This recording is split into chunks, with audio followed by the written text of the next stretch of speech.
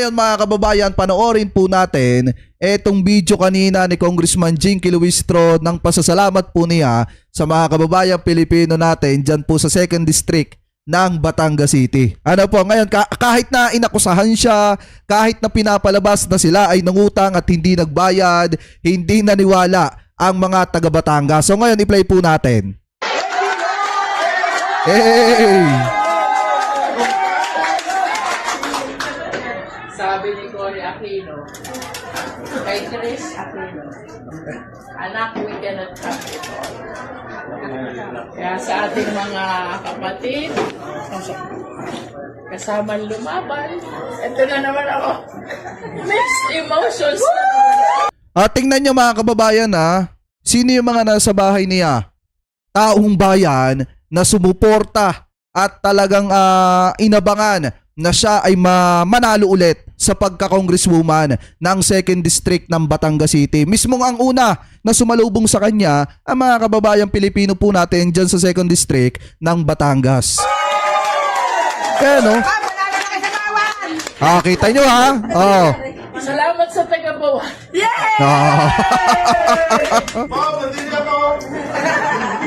Salamat sa taga-bawan. Tuloy ang pangako ni Beatrix. Isang linggong lasing ang taga-bawan. Buong 2nd District na lasing. Ako ay siya. Alam nyo ba mga kababayan, eto may kwento ko. Yung aming congressman, tsaka yung aming mayor, pilit na sinisira yon. Bakit? Dahil nung congressman pa yung mayor namin, si Marvic Marino mga kababayan, isa po siya sa pumirma para ma-impeach etong si Sara. Ngayon mga kababayan, ginawa ng kung ano nung kwento ng mga kalaban sa politika, pilit na pinapabagsak yung mayor namin, pero sa awa ng Diyos, dahil nga masipag, masigasig at magaling magtrabaho, ibidotot pinagkatiwalaan ulit ng mga kababayang Pilipino natin dito po sa Batangas City. So ngayon mga kababayan, ang mayor ulit ng Batangas City, si Marvic Marino at yung kanyang asawa, ang congressman o congresswoman ng Batangas City. Ano po, ngayon naman sa 2nd District, ang mayor ng Lemery, Batangas ay yung asawa ni Congresswoman Luistro at siya naman ang congresswoman ng 2nd District. So kahit na sila ay isa sa mga pumirma para ma-impeach etong si Sara, yung mga taga Batangas ay nagtiwala pa rin po sa kanila at nanalo ulit sila sa pagka-kongresista. Isa lang ibig sabihin yan, marami sa mga taga Batangas City or taga 2nd District ng Batangas ang sumusuporta para ma-impeach etong si Sara at mapapanagot base sa sinasabi ng ebidensya. Ano po ngayon, ipagpatuloy pa natin. I sympathize with our party mates na hindi pinalat kinapos. Pero sabi, heroes are born out of toughest battle. Tama. So, perhaps yung mga kandidato nating mayor na hindi pinalad ngayon, they are the heroes in the making. Because this is just the start of the toughest battle that we are going. Salamat sa lahat ng taong bayan dahil ang maliwanag, ang lakas ni Beatrix nasa taong bayan. Ayan! Partida yan mga kababayan yung katunggalin ni Congressman Luistro tumawag pa ng backup sa Vice Presidente. Pinapunta pa yung Vice Presidente doon, pinagsalita ng kung ano-anong paninira laban dito kay Congresswoman Beatrix Luistro mga kababayan. Pero ang ending, sino ang pinili at sinamahan ng taong bayan? Si Congresswoman Luistro.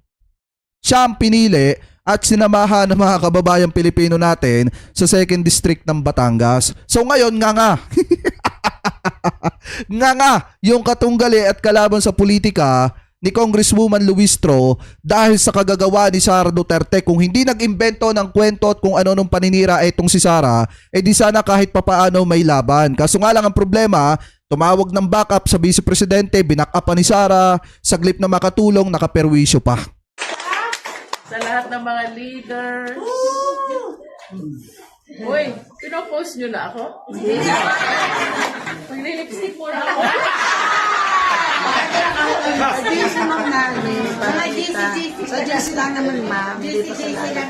Sa lahat po ng mga taga Bawan at taga San Pascual, kung hindi man po, kung kinapos man, ang ating mga kandidatong mayor, Oh. rest assured, aalagaan po kayo ng inyong congresswoman. Hey! Kaibigang mayor, nakasabay nating pinalad, ako po inyong tuwangan. Sama-sama nating alagaan ng ating mga kababayan. At second district, wow. Wala akong pinanalo ng bayan yung ating katunggali. Ano? Kaya sa bulong. And even the people of Bawan have spoken na kahit sa bayan ng Bawan, Beatrix ang pinapanalong kongreswoman. Sa lahat po ng mga tumulong from the time of campaign hanggang sa ating Unity Walk, Grand Rally, sa ating anim na HQ managers. Uy, naiyak na yata si Reyna. Kalaban na yung kapsal ng bayan. Berne, panalo tayo sa Domingo. Mama, naman talo. Inadagdagay mo ng boto ko, diga. Ah. Mama, talo na dagdagan. Tatlong kalaban ko doon. May Pangulo, may Kusyal, at may Tendaya. Naging 470 kami. Siyempre, higit sa aking hometown. Salamat sa bayan ng Mabini. Hey! Ano?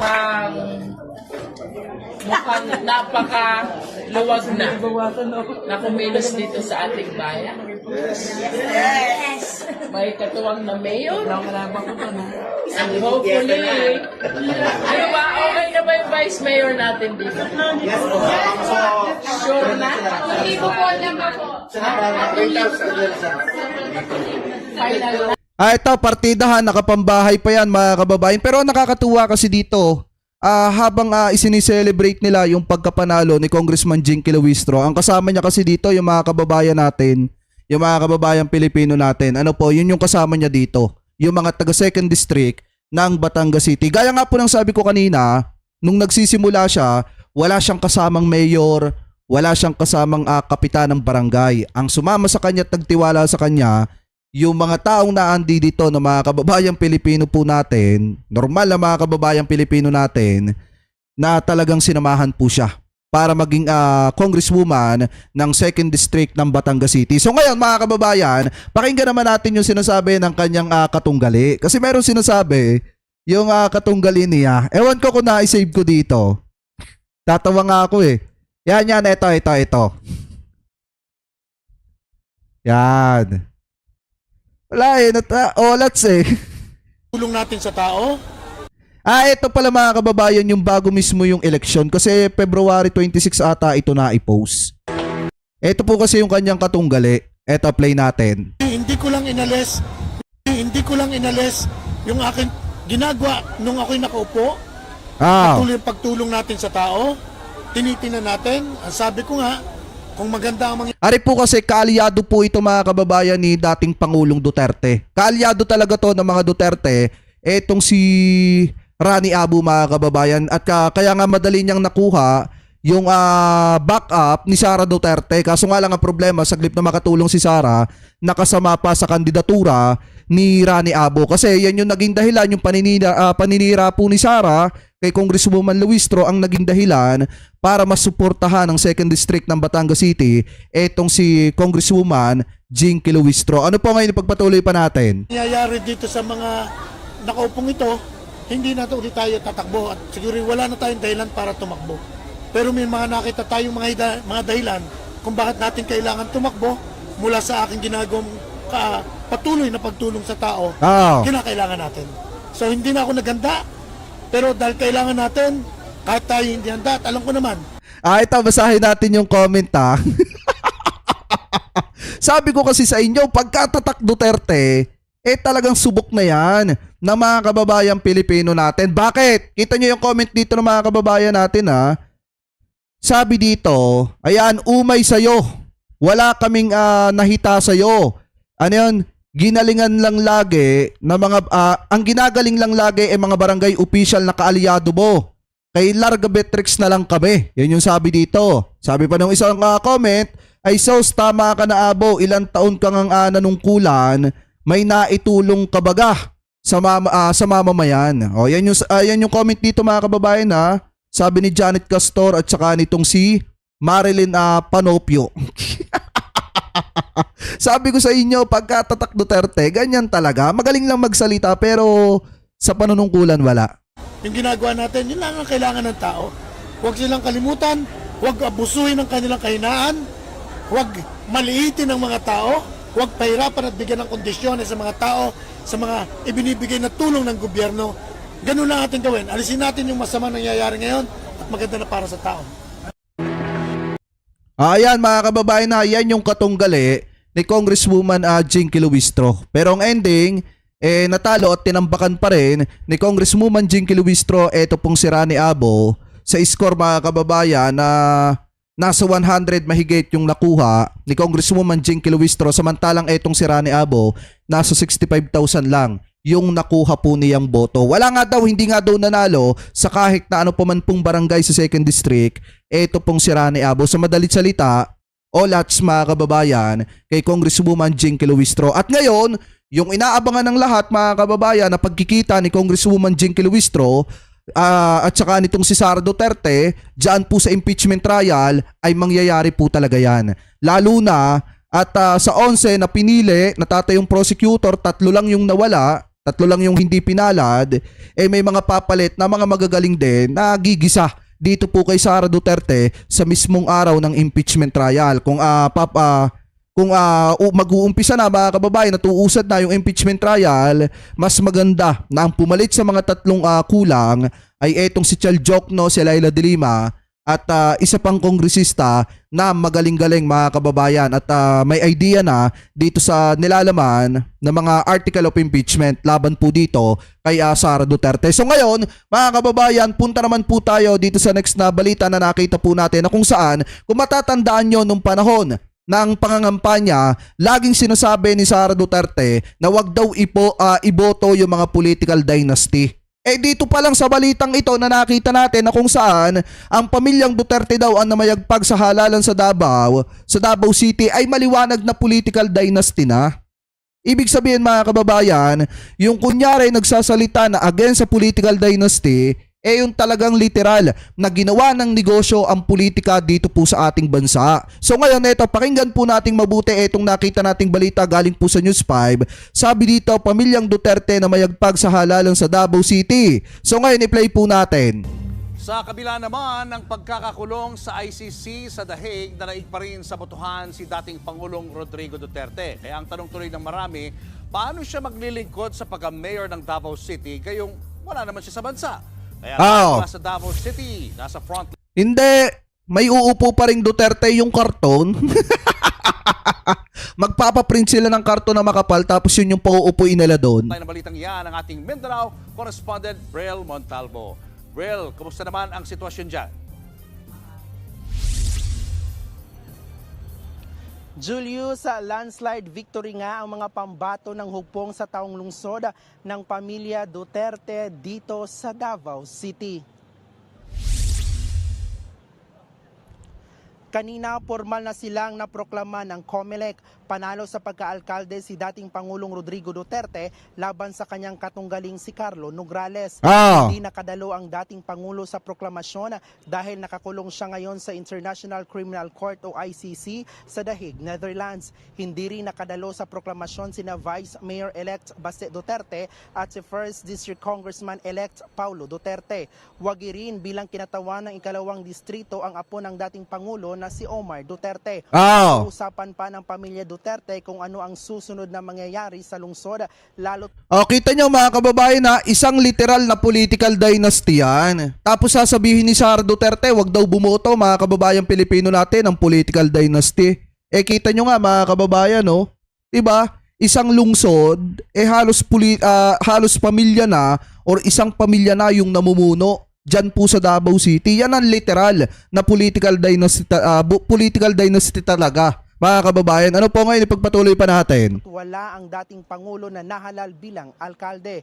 Pero ayon sa COMELEC, hindi naman kinakailangan ng personal na pumunta sa proklamasyon ng isang nanalong kandidato.